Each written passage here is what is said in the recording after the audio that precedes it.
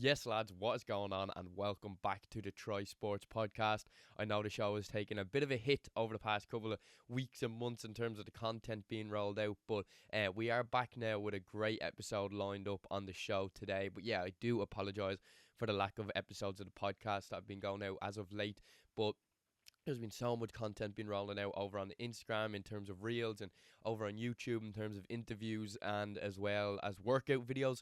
So all the links to the Instagram and the YouTube are down in the description or in the show notes. So make sure to head to those and give me a subscribe or a follow over there to be kept up to date with all the latest content, because so much has been happening over there recently. So but I do apologise for the lack of content on the podcast. But like I mentioned, it's a great show lined up for the podcast today. We have three guests on the show. We have Cian Crampton, we have Joe Burke, and we have Seamus Clarke. All three athletes medalled at the under-18 European Track and Field Championships in Slovakia last year, where I got the privilege to head over for Athletics Ireland and conduct interviews with the entire team, and of course with the three lads following all their medaling performances. Cian Crampton claimed bronze in the discus, Joe Burke claimed bronze in the 200 metres, and Seamus Clarke claimed a silver in the race walking competition. So really, really strong performances from all these three lads in this episode.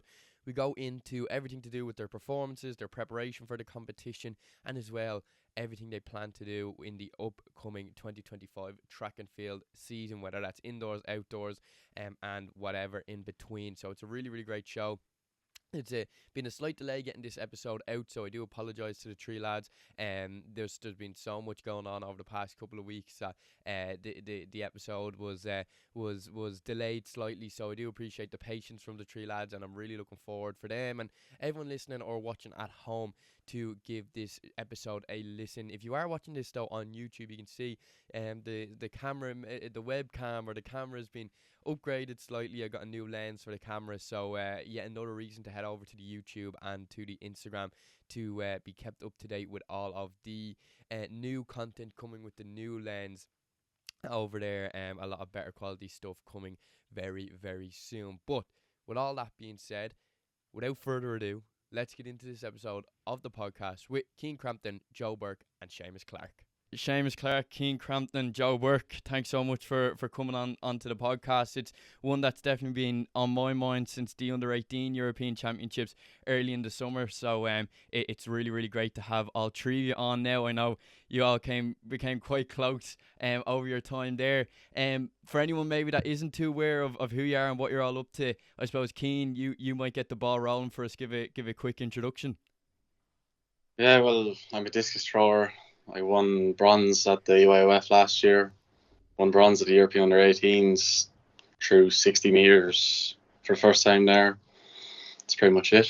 Won the National Schools Award there last week as well. Yeah. Fairly modest introduction there, Cian. Don't worry, we'll get into everything to do with your bronze medal over in Slovakia in a little bit. Joe, do you wanna go next there? I won a bronze medal in the 200 metres over in Slovakia. Ran a time of 21:31 with a new national record. So, yeah.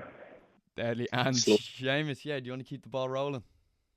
Sound. So I was at the UIL in, but it did medal. I think it was like 9th, and then this year I got a silver medal then at the Europeans in Slovakia. So don't know if I'm a race walker. So yeah. Deadly.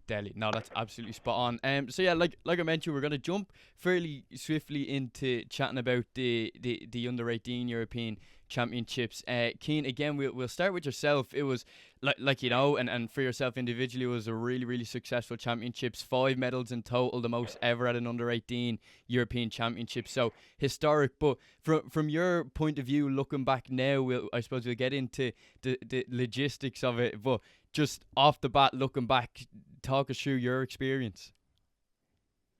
Well, I've been to this. That was my third major championship, so I knew what I was kind of expecting.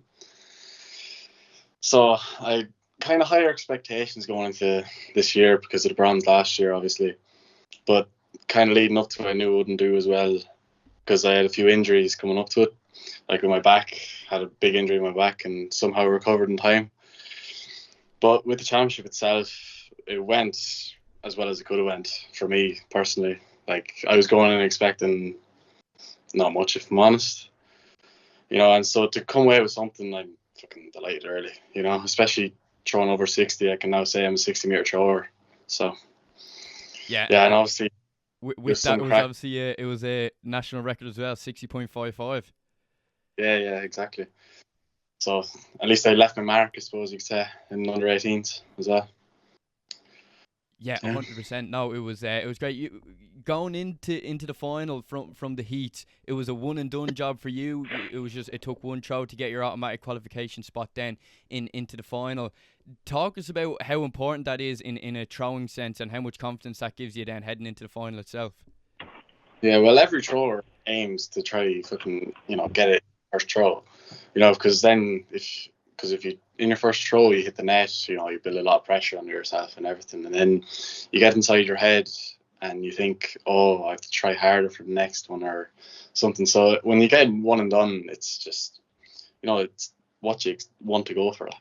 It's what every thrower wants. So it sets you up well for the final as well, because after the qualifying, I was in third from the qualifying standards, and I think there was only maybe 2 or 3 people who hit one and done, and everybody else, like, I remember when Thomas Williams was throwing in the hammer qualifying, he hit the net in the first one, net in the second one, and then clipped the net in his last one, and I could just tell the pressure he was under.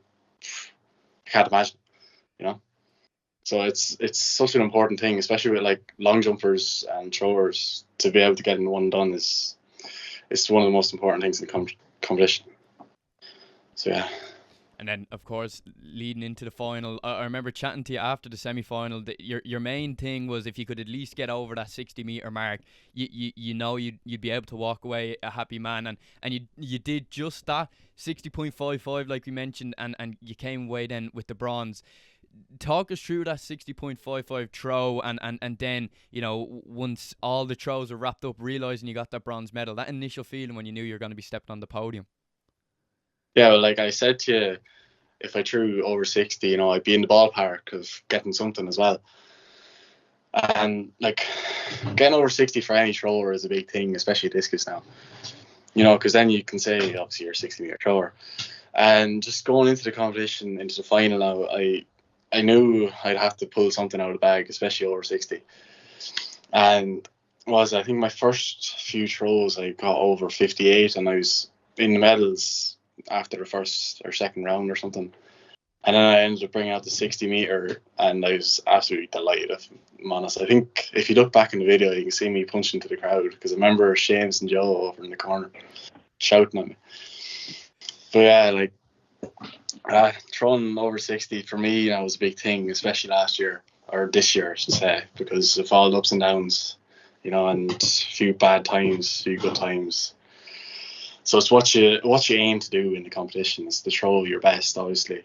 And then at the end of the competition, realising that you won bronze, especially by such little margins, because the lad who was fourth, I could see him after the competition and he was crying because of how much it meant to him, that, like, getting a medal, how close he really was to getting a medal and how much it really meant to him.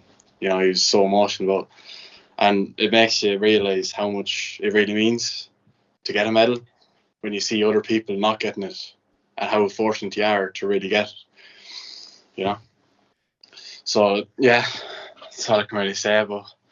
And of course, we mentioned it was a historic European Under-18 Championships for Ireland as a nation as a whole. But your discus medal's the first time any Irish athlete has ever medalled in the discus set and Under-18 European Championships, on top of the bronze and on top of the national record as well. It just, all of that coming together, it must have just been a special moment.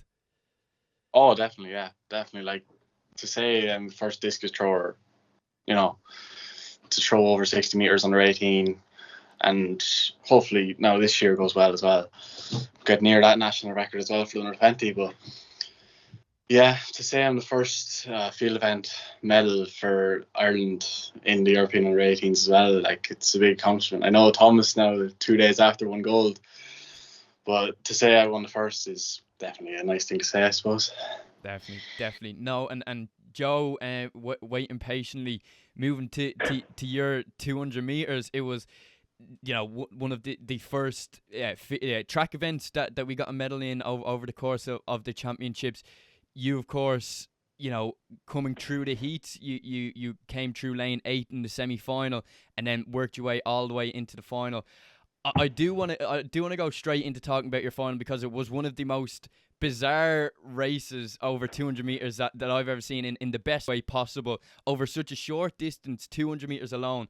Coming into the last couple 100 meters, coming into the home straight, you were in practically last place, and you worked your way all the way up to third. Again, we were chatting after the race. Tell us where and what sparked your ability to be able to make your way up the field so quickly. Yeah, I know. When I came out of the blocks, my legs were dead. I had no energy in my legs even after getting a rub out after the semi, and I kind of thought I was gone. And then Nappi, the Italian who won the 200, came off the bend ahead of me.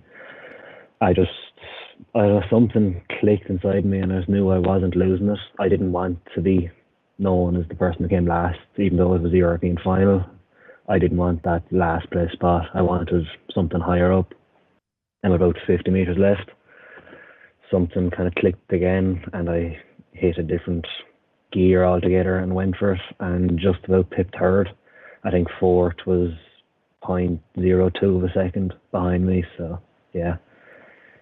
I remember, you know, myself and obviously yourself, but even the rest of the Irish support in the crowd literally had to hold their breath until they seen your name pop up on the screen. Talk us through that moment, because once you crossed the line, the margins were so tight, you probably didn't know until your name came up that they actually got the bronze. Yeah, I don't think anyone really knew what was going on. You know, I crossed the line, and I kind of knew myself it was close. You know, I knew I'd got it back some bit, but I remember saying to you, I was kind of 20 meters into the bend, and I was kind of crouched down waiting, and then it came up on the screen that I had came third, and there was a bit of relief there as well, you know, and then pure excitement, and I was delighted, you know, that I was coming home with a medal. You know, yeah. And then we mentioned there you came through the semi-final in a great time, 21.43, you know, considering you were all the way out in lane 8. With such a great performance in the semis, was confidence high? I know you mentioned you felt fairly flat coming out of the blocks in the final itself, but talk us through kind of between the semi-final and the final, that whole process and where your confidence in your head was at. Yeah, like I came back to having a quick chat with you just before or just after coming out off the track after the semi, and it was kind of rushed up to the tent to get sorted out. I only had about an hour and 20 minutes of a turnaround between semi and the final. And, you know, I had Scott, he just flushed the legs, tried to get the legs back, feeling somewhat normal.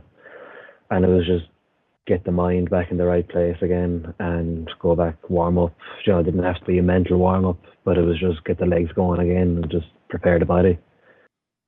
The conditions over in Slovakia, it's something that definitely we'll be touching on with Seamus over the longer distances. But for sprinting specifically, you know, you mentioned there you didn't need too long of a warm up. Talk us through, like, it was 30 odd degrees. Did the conditions play any role, any factor in how you performed, especially between the period of the semi final and the final, and tried to get your core body temperature down? Yeah, like sprinters tend to like the heat more. It helps the muscles warm up better. You know, the cold can kind of be risky with injuries and stuff.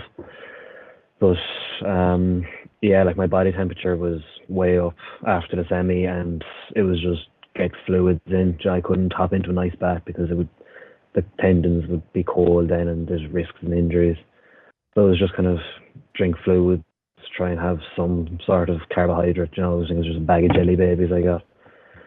And it was just kind of get back going, get the energy back, and try and just go from there with the warm-up then. On top of your bronze medal and a really, really great run, 21.31, improving from your 21.43 just from the semi-finals, an hour and a half beforehand.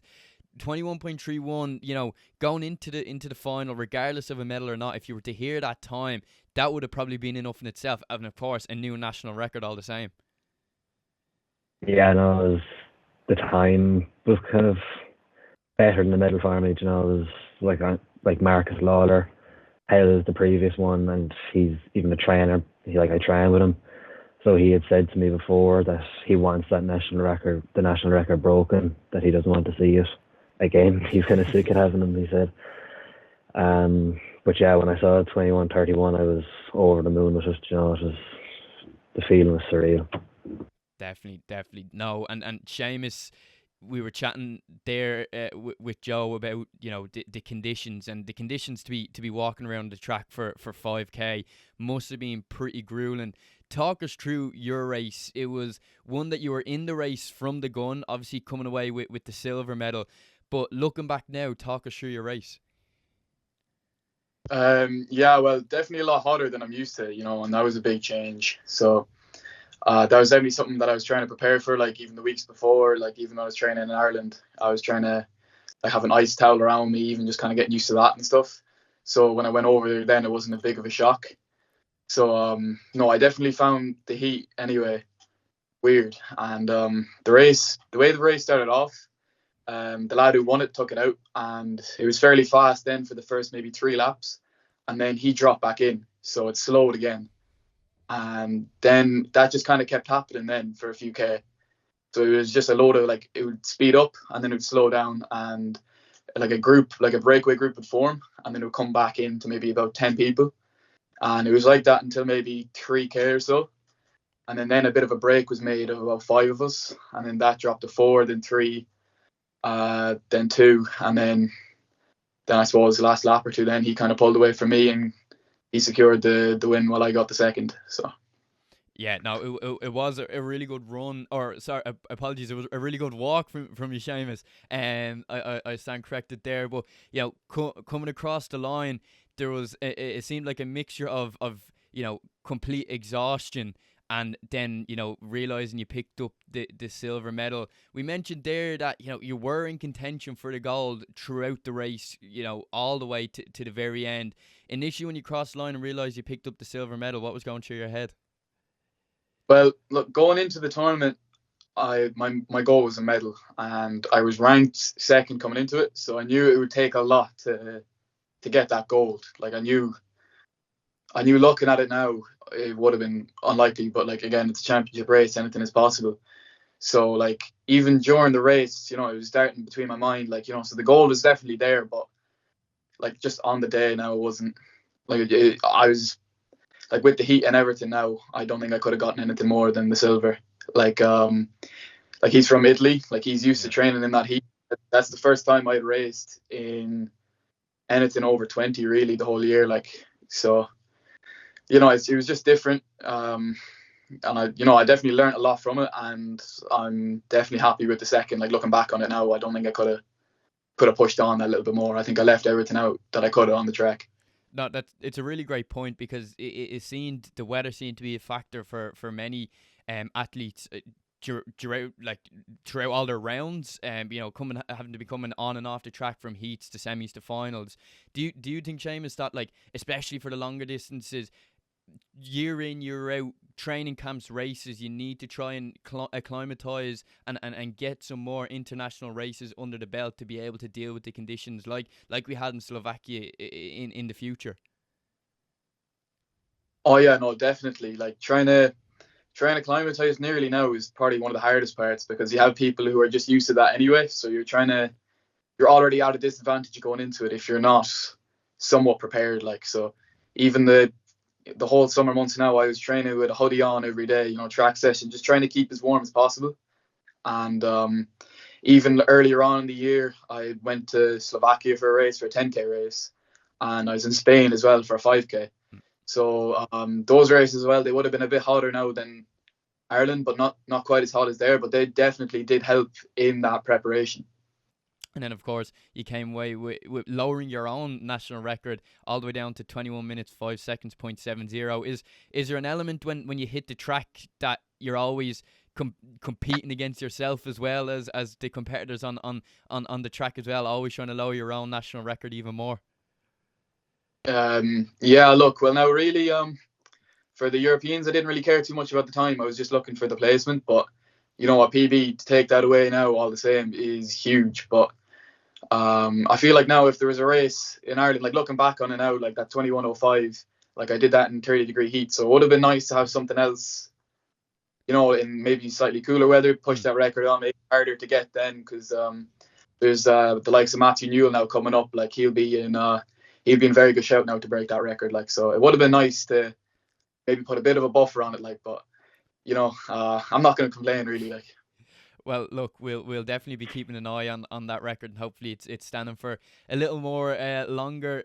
Cian, you were the first athlete on the team to pick up a medal over the course of championships. You mentioned there, of course, Thomas went on to pick up gold in a great performance in the hammer throw. From your point of view, seeing the rest of the lads go on and pick up their own medals, did you see maybe a sense of momentum start to build as the athletes and started to pick up more and more medals? And did you see that literally from the moment that you picked up your bronze medal to everyone was like, okay, if one of us can get a medal, the rest of us can get a medal? Yeah, well, I feel like I nearly brought them to realization that they can, if you get me. And I remember, because me and Seamus were staying in the same place, and I remember I brought back the medal, and you know, everybody wanted to have a look at it and everything, and I think Seamus didn't even go near it because he wanted to wait until he got his to have a look at his. I think, wasn't that right? Yeah, no. Yeah, it was, I think. So, But Seamus, you can say Cian's medal, bringing it back to the room, it spurred you on maybe that little bit more. Oh no, definitely. Just even seeing, you know, like he was sleeping about a meter away from me. Like if he was able to do it, that definitely, you know, put it into perspective. Like it's there for the taking. Like so. And yeah. Joe, for you, it was a quick turnaround between actually crossing the line. Like everything that evening for you, from the semi-final to the final was a quick turnaround. Then from the final to actually stepping onto the podium, everything was a rapid turnaround. Picking up your medal, the entire team was there and stepping up onto the podium. Talk to us a little bit about that and you know, seeing your teammates throughout the course of the competition pick up medals. How much was there any sense of relief to be able to get onto the podium, especially after seeing some of your teammates pick up medals along the way as well? Yeah, like I know going out to Europeans, coming home with a medal wasn't something I had in mind. Like getting to a final was kind of my goal going out there. And then when I got to the final, I didn't know what I was kind of going into. I was just going out to run. Whatever happened. I kind of met my goal for the championships. And so then when I got the medal, I was more than happy. Like, you know, I can't even explain how happy I was. And then, you know, I was like, even when I was like, Cian was the first to bring back a medal, and it was kind of looking at him like, if he can do it, why can't I do it? You know, I know, same with Seamus and Thomas and Connor, the other two medalists. You know, we're all like, why can't we do it if he can do it? And, you know, yeah, stepping up onto the podium then, having the whole team in front of me was something I wasn't expecting at all. You know, I wasn't expecting to feel that happy within myself at all over the championships. So. Yeah, and Seamus, you all seem to be quite a tight-knit group, as well as the momentum that the medals brought from Cian bringing his medal back to the room. Was there a sense of, right, you know, extra, not even rivalry, but competition then, friendly competition between the group that, you know, you yourself, obviously heading into the race, you knew you were in contention of a medal, but now that slight, you know, friendly rivalry you had with the rest of the team and the rest of the lads that were picking up medals, did that come into play at all for you? Oh yeah, no, 100%. Like, sure, we were even after Cian's medal and even Joe's medal, like we were all chatting, like, you know, like just before my race, like it would be good, you know, to see us all have the medal, like, so, you know, there was definitely something like that. Like if they could do it, like I wanted to do it as well, and like it was nearly like I needed to do it, but that's how it nearly felt the day of my competition. Like it was you know, it was a must happen for me, to be honest. Like I really like coming up to, like I really wanted that podium finish. Cian, for you, picking up your medal and being the first in the team, how nice is it to be able to sit back and relax and just watch it all unfold in front of you? Yeah, well, I can't lie, I'm not used to it because the two EYFs I was at before, I was on the last day, both of them, and they're both in the evening on the last day. So it was fairly annoying back then, but it was nice to have a bit of a change, have it at the start. you know. I know my podium was the day after my competition, because my competition was late in the evening, and I remember that night just waiting, you know, because you're waiting just to have it in your hands, because you don't really have it until you have it in your hands, you know. So that was fairly annoying, I'll tell you that. Yeah, that's a good point, because like that relief initially when you cross the line and realize you get a medal, but then, you know, surely those moments, there's that element of excitement between, you know, for you it's your final throw, and then, you know, you realize you're getting your medal, and then the moments then all the way leading up to getting onto the podium, there's surely an element of excitement within that as well for you, Kane. Oh yeah, 100%. Like standing up on the podium itself and just being able to see the whole stadium, and then everybody clapping when your name gets announced and you step up on the podium, collect your medal, you feel the weight of it. Jesus, it's so heavy, like, you know. It's something you can't explain, you know. Like, it'd be obviously nicer now if you're getting gold and here and around the bean, but you still can't complain, can you? I suppose seeing Thomas get his gold medal for all years, even, you know, Cian, you got the bronze, Joe, you got the bronze, and Seamus, you got the silver. But that next step of hearing Aran and Seamus, even for you, that one step again to be able to stand up on a European stage and hear Aran and like that's surely something that's even stuck with you since coming back from the championships over the summer. Yeah, no, 100%. Like even when I was standing up at the podium, when I saw the Italian tricolour, like I was nearly picturing it as the Irish. Yeah. I was looking at it like it was, you know, 4 seconds away from that. Like when you look back on it, but you know, like at the same time, you know, I'm grateful for how I did, and I definitely don't take it for granted. But no, it definitely would have been nice just to that little bit more, just to hear the anthem. Joe, looking back for you, I know you're saying it was tight enough the whole evening from the semi-final to, you know, competing then in the final, and then eventually getting that medal, you know, around your neck. A lot of your time, and the same with the entire team over in Slovakia, was solely focused on just competing, and then once you competed, you could nearly do whatever you want within the group and you know, celebrate afterwards. Outside though of just the competing for you, Joe, what were some other standout moments that will stick with you going forward?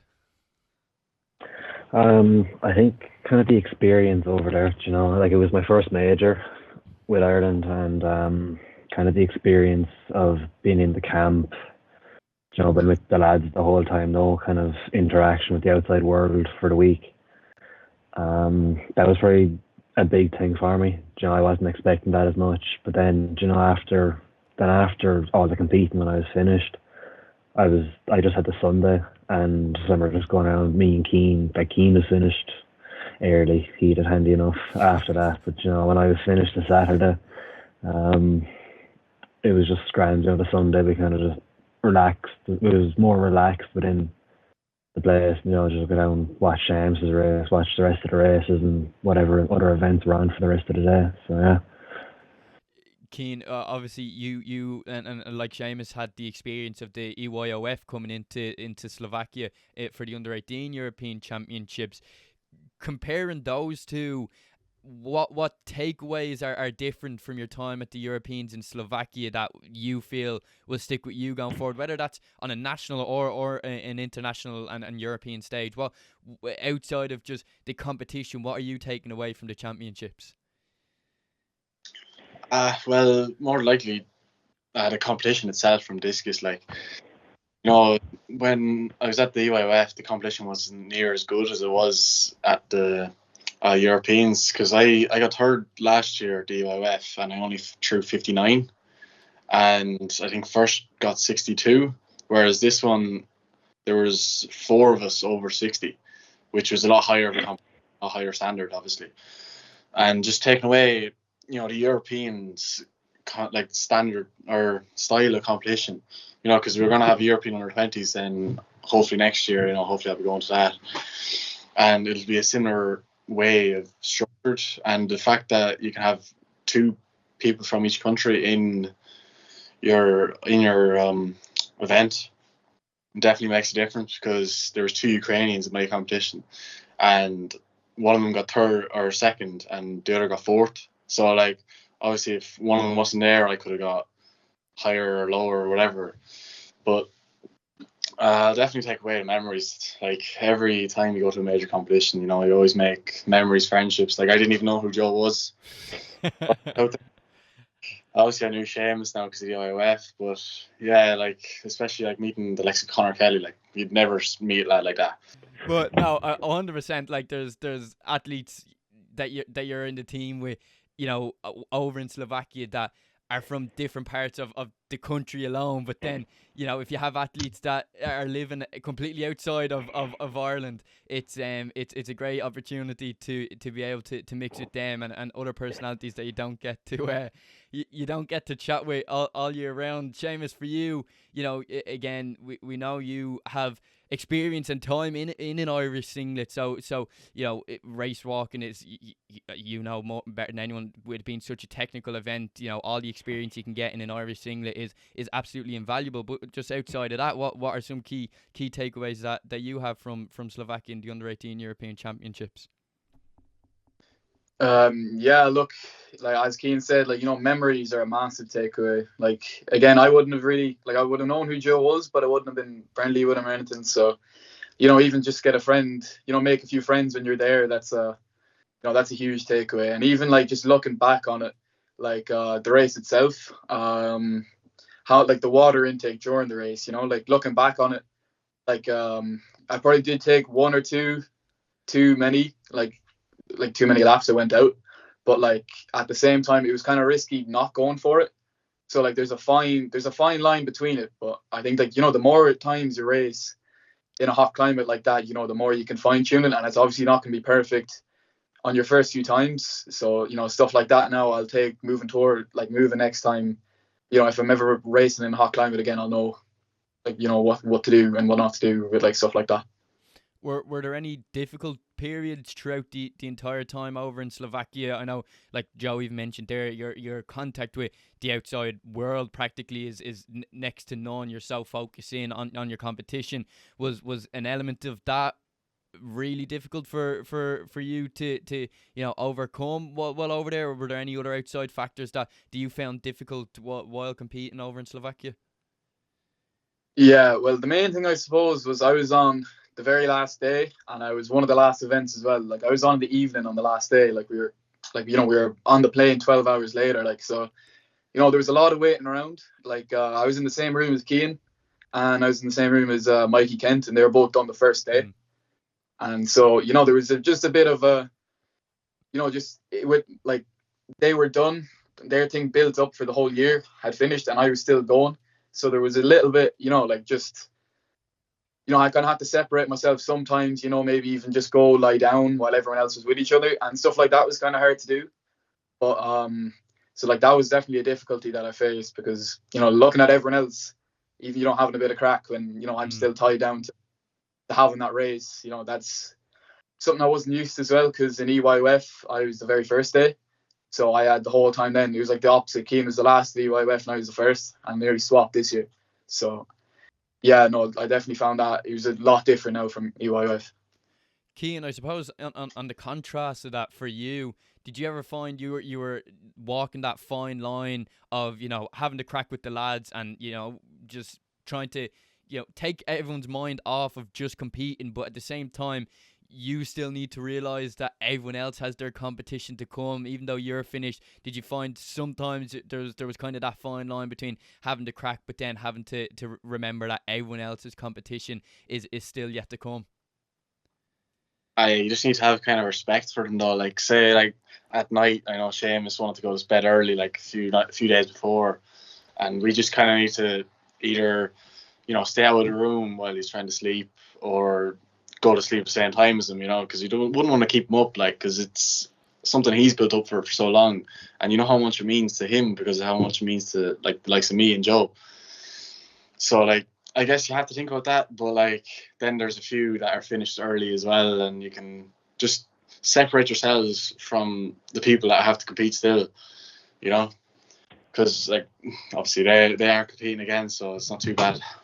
Yeah, definitely. So no, it's a thing that you can look at it from two perspectives. Seamus being on the very last day, and Cian yourself being wrapped up fairly early on in the competition and having to navigate those two very different, but yet very similar situations in their own respect.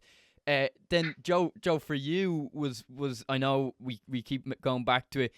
The whole turnaround of the semi-final and the final was a quite a tense period for you during the championships.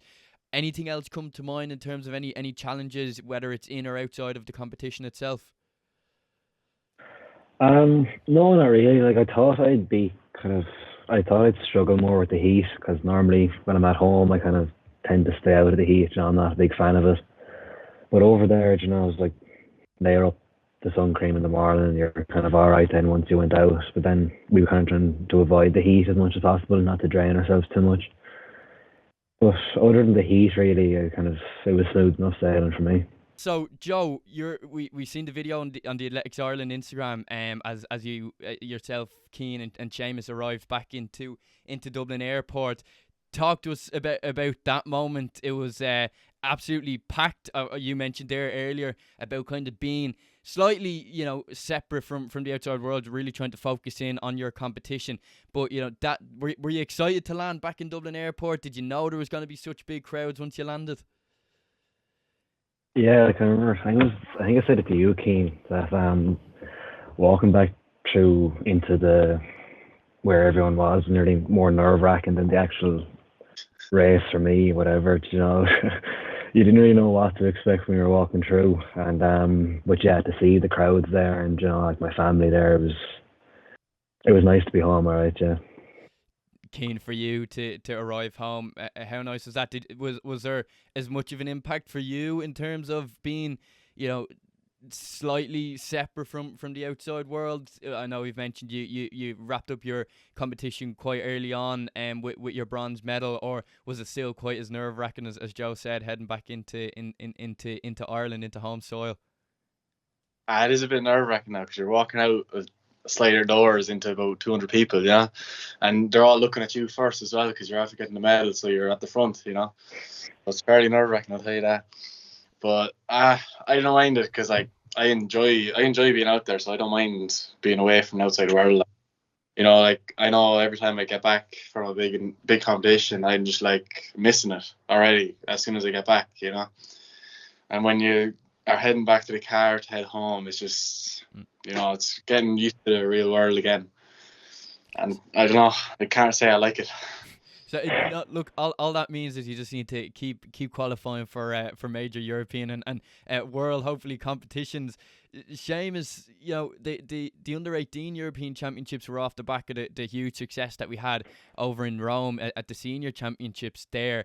Again, the walking through the doors in Dublin Airport, the crowds being there, replicating exactly what happened with our medalists over in Rome once they arrived home. With the traction that you and the rest of the medalists received over in Slovakia, did you get a sense that you were adding and very much involved in the positive attention that athletics gathered over the course of the summer? Yeah, no, 100%. We were even we were in Spain when the senior Europeans were going on, and we were there with the under-18 team. There was a few of us.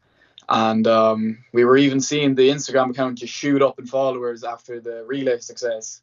And I was even looking at that then when we were at the Europeans. It was still, it was still going up by hundreds. Like, so just to see that like we were helping that support grow, I suppose, by all we were doing. It was our most successful championships. Like, so, there was definitely I was quite proud of that. Like, I felt like we were, maybe inspiring some other people to start athletics, or just, help grow the sport in the country. Like, Joe, Seamus was touching on there, kind of the inspirational side of things. Was the senior championships over in Rome an inspiration for you to see that, how competing on a European stage and bringing home some silverware can have such a positive effect, not only on the sport, but as well for the individual athletes?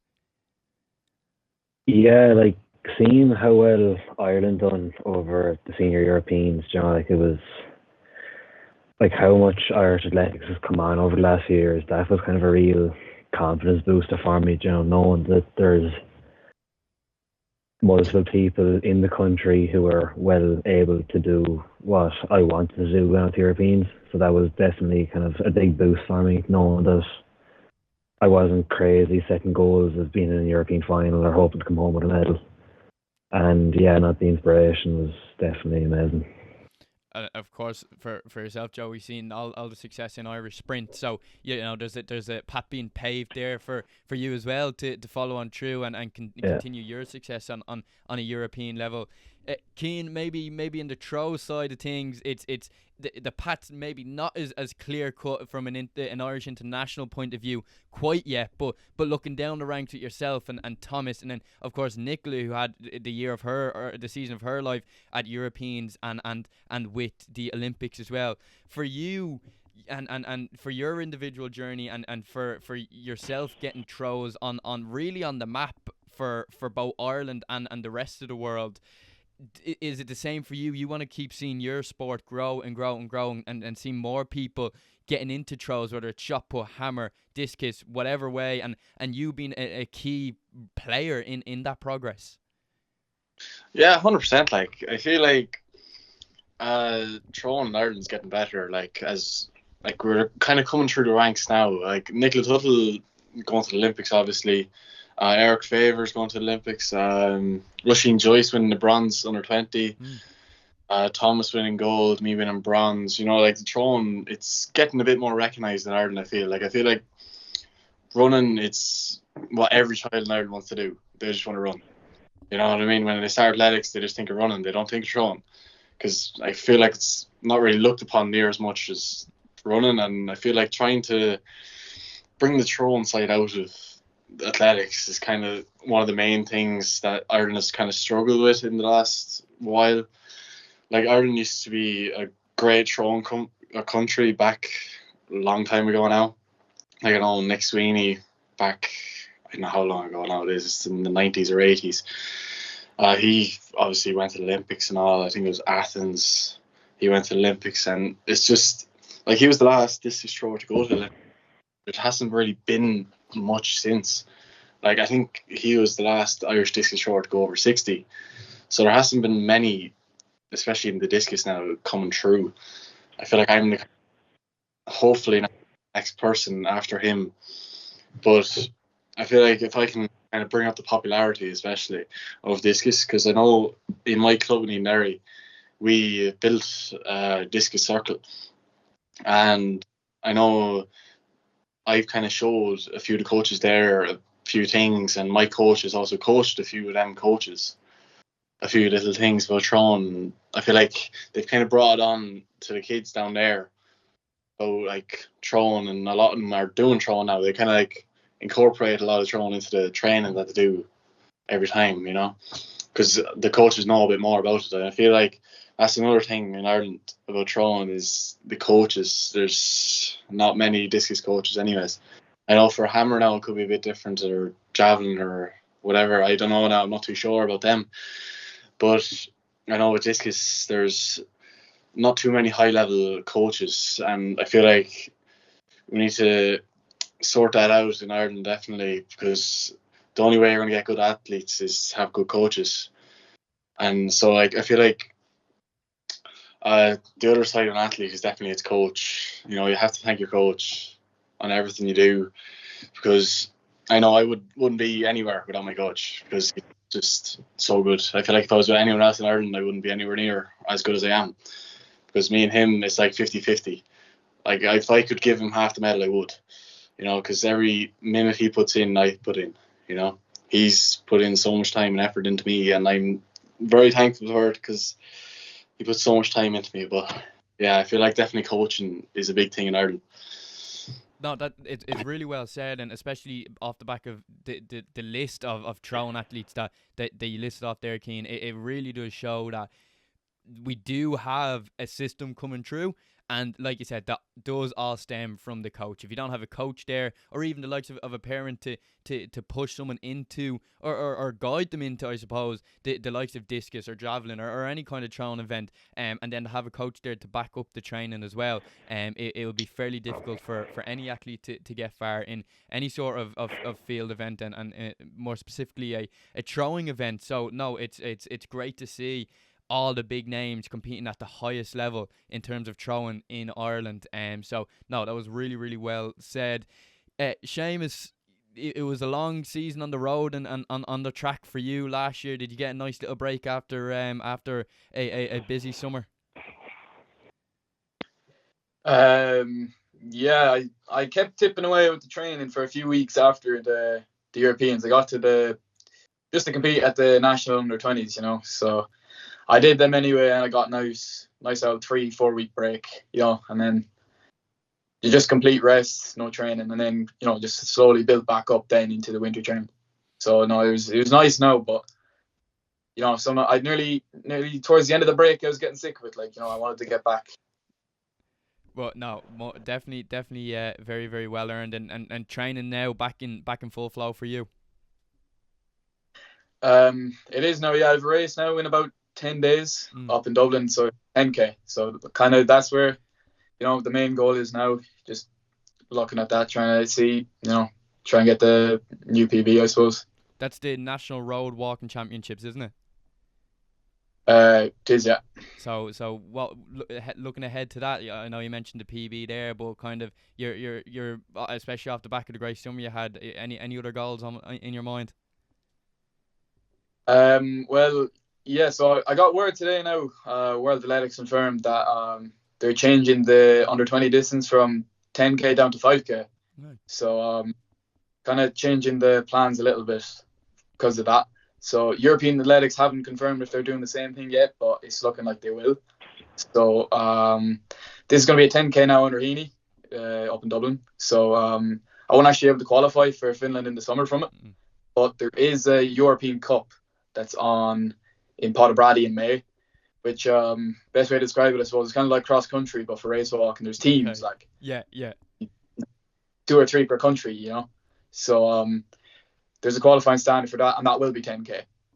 So I've already walked inside it before, like my PB should get me there. So I just kind of, I just want to, lower my PB again, and I'm still technically under 18 for it, even though I'll be under 19 in 2 weeks. So there's definitely a possibility there to lower my own national record in the 10k, and that's something I'd love to do. Definitely. No, looking forward to seeing you back racing now in a couple of days' time. Like we mentioned already, off the back of such a strong summer for yourself, Seamus, and Joe.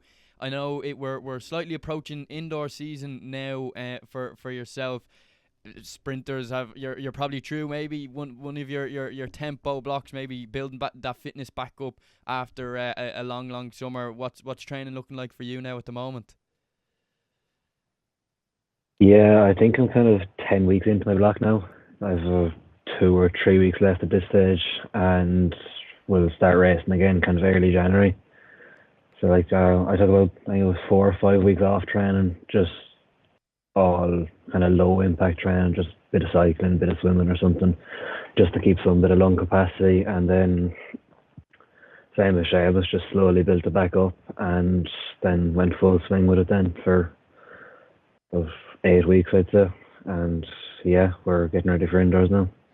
We were mentioning it a little bit before we started recording that you were the baby of the group, and you still have another year of eligibility, I suppose, to compete at an under 18 level as well. So there's more to come from you in that age category.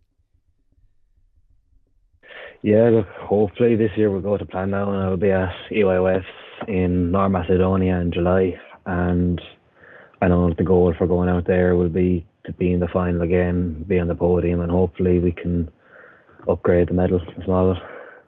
Is the goal, I suppose, not to look back too much, but to try and top such a monumental year for yourself last year? Say that again, sorry. Looking back on such a great summer that you had, now moving into the 2025 season, will you, I suppose, be looking to try and top such a great year that you had this year now?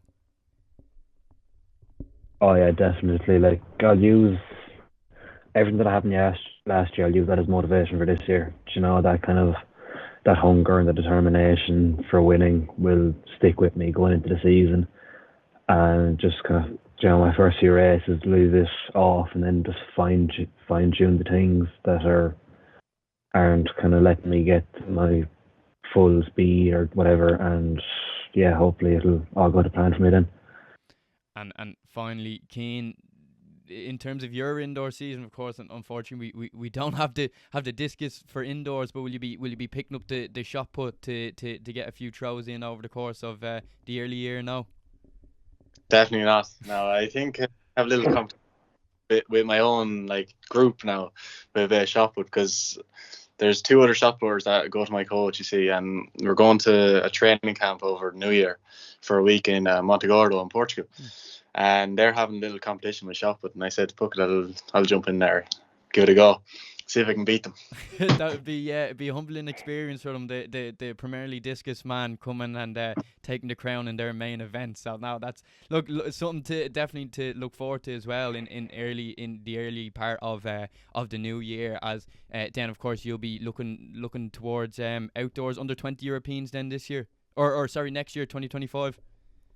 Yeah, definitely. Like, first competition will probably, we're kind of aiming for, there actually is an indoor competition, would you believe, for discus. It's in Sweden. I went there 2 years ago now, and I think we're planning to go there again in the end of February, or maybe start of February. And then, I don't know, maybe then from Dunboyne on, I suppose Dunboyne's the winter shows or spring shows or something. And from then on, then it'll be just straight into competitions. But at the moment, it's more just, training away. I'm not in school, so I can train as much as I like. I'm training like 5 days a week now, throwing, and 3 days a week weights. And for winter, like for a thrower, that's very high. So definitely aiming for big things next year. If I can keep the injuries away, hopefully it all goes well now, in fairness. Definitely. Well, look, really, we're all really looking forward to it on our end for keeping an eye on that, especially like we've mentioned already, off the back of such a great summer for you lads last year in 2024. So lads, I do really appreciate you coming onto the podcast and having a chat with myself. It was great to look back and I suppose reminisce slightly in such a great summer for all of you. And of course, huge congratulations over picking up your under 18 European medals later on in the summer of 2024. So I want to say big thanks for coming on the show, and hopefully you all enjoyed it. Thanks for having me. Thanks for having us, good. Oh, that's all then as well. For everyone listening at home, really appreciate it, and we will see you in the next one. Bye bye.